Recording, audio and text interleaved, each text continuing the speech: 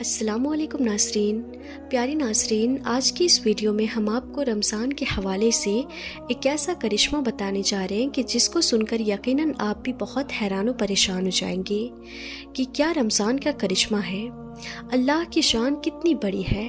تو ناظرین، ماہ رمضان کو مبارک مہینہ ماننے والے اس ویڈیو کو ایک لائک ضرور کریں اور چینل کو بھی سبسکرائب ضرور کر لیجیے گا۔ پیارے ناظرین، رمضان کی آمد پر ہر طرف اللہ تبارک و تعالیٰ کا نور برسنے لگتا ہے، ہر طرف اللہ کی رحمت برسنے لگتی ہے، جس میں اللہ تبارک و تعالیٰ بڑا عطا کرتا ہے۔ ایک چھوٹی سی نیکی بھی آپ کا نجات کا ذریعہ بن سکتی ہے۔ ناظرین، اس ویڈیو کو محبت کے ساتھ پورا آخر تک دیکھ کر ایک چھوٹی سی نیکی ضرور کریں۔ اس مہینے میں اللہ پاک سب کی دعا قبول فرماتا ہے۔ اس مہینے کا ہر کوئی بے صبری سے انتظار کرتا ہے۔ مسلمانوں کے اندر ایک عجیب سی خوشی نظر آتی ہے، ہر طرف رونق ہی رونق ہو جاتی ہے۔ ناظرین، ایک 7 سال کا چھوٹا بچہ تھا جو جمعے کی نماز پڑھنے مسجد میں گیا۔ جمعے کی نماز کے بعد امام صاحب رمضان اور روزے کی فضیلت بیان کر رہے تھے۔ یہ بچہ بھی رمضان اور روزے کی فضیلت کو بڑے توجہ سے سن رہا تھا اور اس کے دل میں بھی خواہش پیدا ہو گئی کہ وہ بھی روزہ رکھے گا، وہ بھی سحری کرے گا، وہ بھی افطاری کرے گا، وہ بھی اللہ کی حمد و ثنا کو بیان کرے گا۔ پیارے ناظرین، ابھی یہ بچہ صرف اور صرف 7 سال کا ہے۔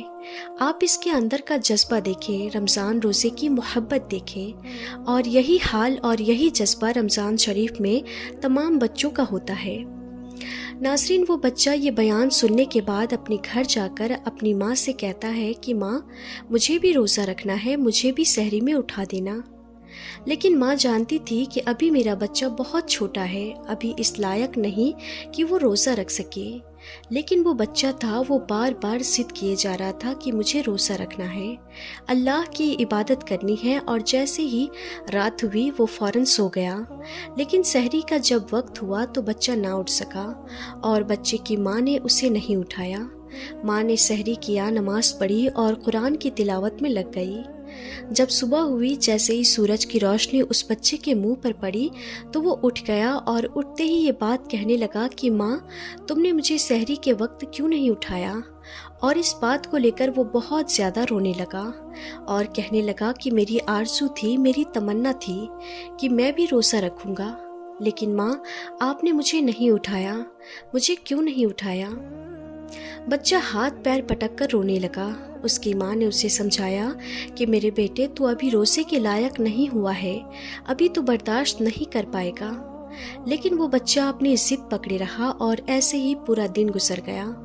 پھر جب رات ہوئی تو بچہ یہ جانتا تھا کہ اگر آج رات سو گیا تو وہ پھر سحری میں نہیں اٹھ پائے گا، اس لیے وہ بچہ روزے کی حسرت میں رات بھر ذرا بھی نہیں سویا۔ پھر جب سحری کا وقت ہوا تو اس نے بھی سحری کر لی اور روزہ رکھ لیا۔ آج وہ بچہ بہت خوش تھا، اس نے روزہ رکھ لیا ہے۔ پیارے ناظرین، پھر جیسے ہی صبح ہوئی، سورج نکلنے لگا اور ماں بے چین ہو گئی۔ وہ جانتی تھی کہ میرا بیٹا یہ برداشت نہیں کر پائے گا۔ وہ گئی اور جلدی جلدی کھانا بنایا اور دوپہر کے وقت اپنے بیٹے سے کہا کہ کچھ تو کھا لے میرے بیٹے، دوپہر ہو گئی ہے، تیری یہ حالت مجھ سے نہیں دیکھی جاتی۔ تب بچے نے کہا کہ روزہ توڑنا گناہ ہے۔ تب ماں بولی کہ تیرا گناہ میں لے لوں گی سب اپنے سر، کچھ تو کھا لے میرے بیٹے، دوپہر ہو گئی ہے۔ بیٹے نے کہا کہ ماں، میں نے سنا ہے کہ جنت میں ہر ایک روزے دار جائے گا اور حشر کے دن جلوے پروردگار پائے گا۔ ماں، میں روزہ نہیں توڑوں گا۔ لیکن وہ ماں تھی ناظرین، ماں آخر ماں ہوتی ہے۔ وہ بار بار کہی جا رہی تھی کہ میرے بیٹے، تیرا گناہ میں اپنے سر لے لوں گی، تو روزہ توڑ دے، تو کچھ کھا لے، روزہ برداشت نہیں کر پائے گا۔ لیکن اس کا بیٹا تھا، وہ کسی بھی حال میں نہیں مانا اور وقت گزرتا گیا۔ اور پھر جب عصر کا وقت آیا تو بیٹے کی حالت بہت زیادہ خراب ہو گئی، یعنی کہ اس کی اس قدر طبیعت خراب ہو گئی کہ اس کا گلا سوکھ گیا، حتیٰ کہ یہ ہوا کہ بھوک اور پیاس کی وجہ سے اس کی جان نکل گئی اور وہ بچہ فوت ہو گیا۔ یہ دیکھ کر اس کی ماں بہت روئی، بہت پچھتائی۔ اتنے میں مغرب کا وقت ہو گیا۔ جیسے ہی افطار کا وقت آیا اس نے روزہ کھولا، وہ روزہ کھولتی جاتی اور روتی جاتی۔ پھر اس نے مصلی بچھایا اور مغرب کی نماز ادا کی، اور نماز ادا کرنے کے بعد ہاتھ اٹھا کر وہ دعا کرنے لگی کہ یا اللہ، میرا بیٹا چلا گیا، اب میں کیا کروں؟ میری تو ساری کمائی لٹ گئی، اب میں کیا کروں؟ میں کیسے جیوں گی؟ وہ دعا مانگ ہی رہی تھی کہ اتنے میں اس کے دروازے پر ایک فقیر آ گیا۔ اس نے کہا کہ گھر میں کوئی ہے؟ میں روزے دار ہوں، مجھے کچھ کھانے کو دے دو۔ جب اس عورت نے اس فقیر کی آواز سنی تو اس نے جو کچھ بنایا ہوا تھا سب اس فقیر کو دے دیا۔ جب وہ فقیر کو دینے گئی تو اس کی آنکھوں میں آنسو تھے۔ اس فقیر نے کہا کہ تجھے کیا ہوا ہے؟ تو اس عورت نے بتایا کہ میرا 7 سال کا بیٹا تھا، اس نے ضد کر کے روزہ رکھ لیا اور بھوک کی وجہ سے عصر کے وقت اس کی جان نکل گئی۔ ناظرین، تو وہ فقیر گھر کے اندر آیا اور اس بیٹے کے سرہانے کھڑے ہو کر بولا کہ اٹھ، خدا کا نام لے کر اے ننھے روزے دار۔ جیسے ہی اس نے یہ الفاظ بولے اتنے میں کیا ہوا کہ وہ مردہ بچہ جو مر چکا تھا، وہ ننھا روزے دار پھر سے زندہ ہو گیا اور اللہ تبارک و تعالیٰ کا نام لیتا ہوا اٹھ کھڑا ہوا۔ ناظرین، یہ اللہ تبارک و تعالیٰ کی شان ہے کہ ایک ننھا روزے دار جو مر چکا تھا وہ اللہ کا نام لیتے ہوئے پھر سے زندہ ہو گیا۔ ناظرین، یہ اللہ کی شان ہے، یہ ماہ رمضان المبارک کا کرشمہ ہے کہ ایک مردہ بچہ پھر سے زندہ ہو گیا۔ اللہ اکبر! رمضان کا کیا کرشمہ ہے، اللہ کی شان کتنی بڑی ہے۔ تو ناظرین، ماہ رمضان کو رحمت کا مہینہ ماننے والے کمنٹ میں اللہ اکبر ضرور لکھیں۔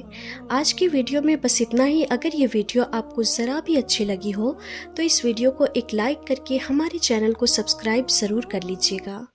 پیارے ناظرین، آج ہم آپ کو بتانے والے ہیں کہ کیا رمضان میں مرنے والا سیدھا جنت میں جاتا ہے؟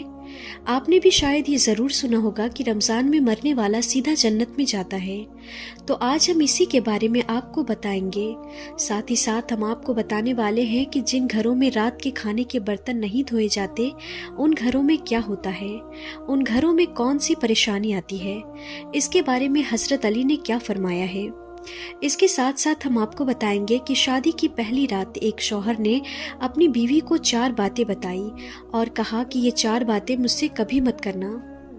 تو ناظرین، وہ 4 باتیں کون سی تھی یہ بھی آپ کو بتایا جائے گا، اور ان سب کے ساتھ ساتھ ہم آپ کو بتائیں گے کہ حضرت علی نے فرمایا کھانا کھاتے وقت ایک غلطی مت کرنا۔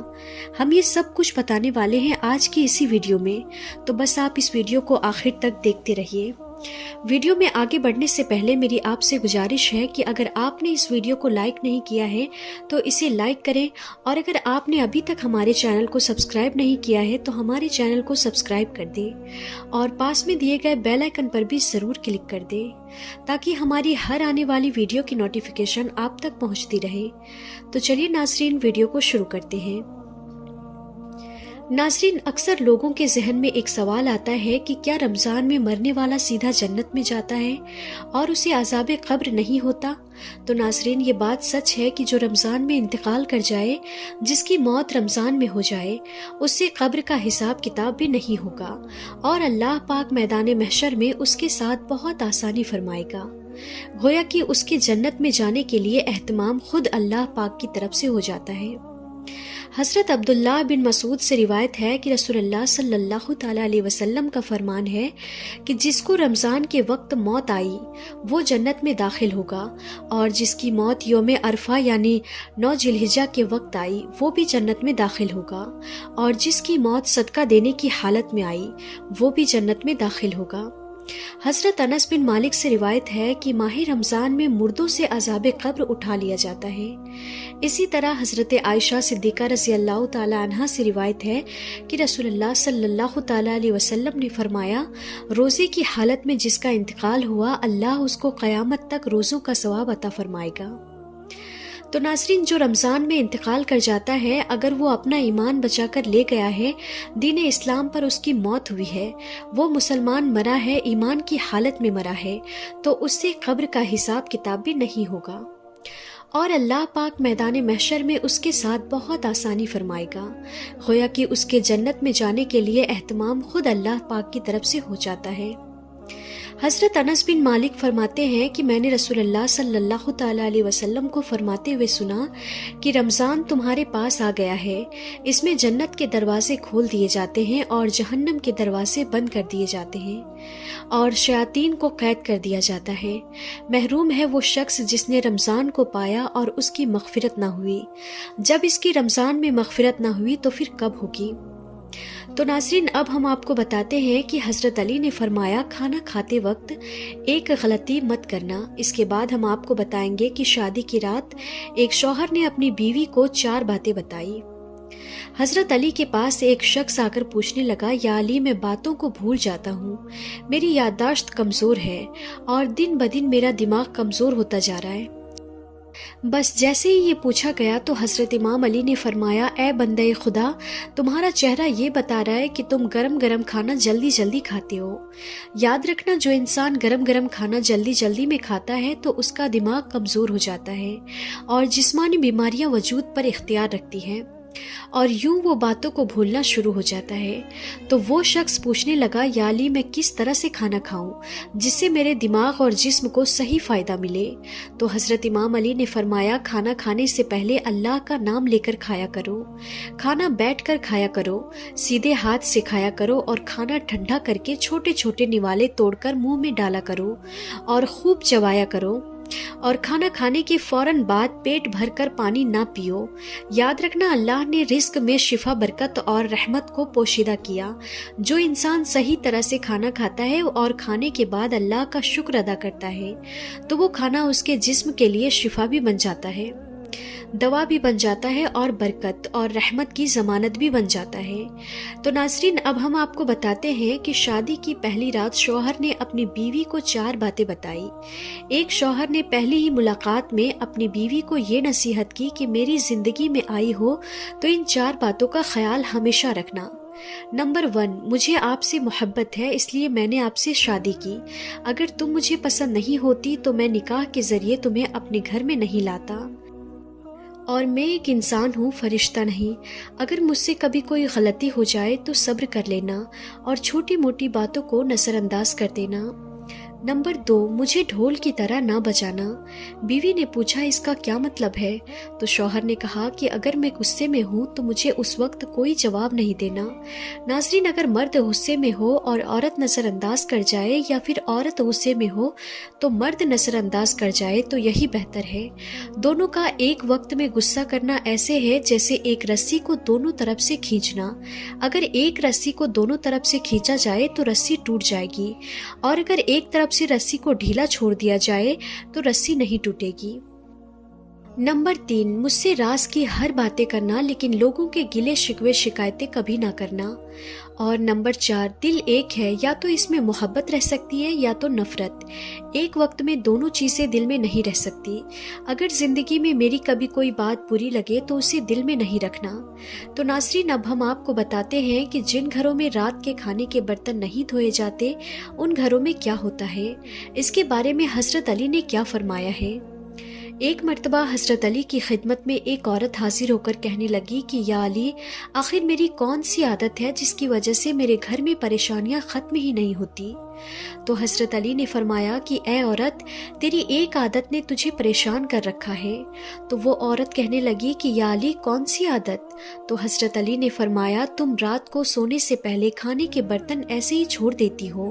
یاد رکھنا، جو انسان کھانے کے برتن صاف کیے بغیر رات کو ایسے ہی چھوڑ دیتے ہیں تو شیطانی جن میلے برتنوں کی مہک کو سونگھتے ہوئے اس گھر تک آ پہنچتے ہیں اور یوں اس گھر کے لوگ آپس میں لڑنے جھگڑنے لگتے ہیں، نفرت کرتے ہیں اور گھر کا سکون اور برکت ختم ہو جاتا ہے۔ اے عورت، اپنے رات کے برتن کھانے کے بعد دھو لیا کرو۔ اللہ کے کرم سے شیطانی جن تمہارے گھر سے دور رہیں گے اور یوں ہر پریشانی تمہاری زندگی سے ختم ہو جائے گی۔ تو ناظرین، آج کی اس ویڈیو میں ہم آپ کو یہی سب کچھ بتانے والے تھے۔ آج کی اس ویڈیو میں اتنا ہی، پھر ملتے ہیں اگلی ویڈیو میں، تب تک کے لیے خدا حافظ۔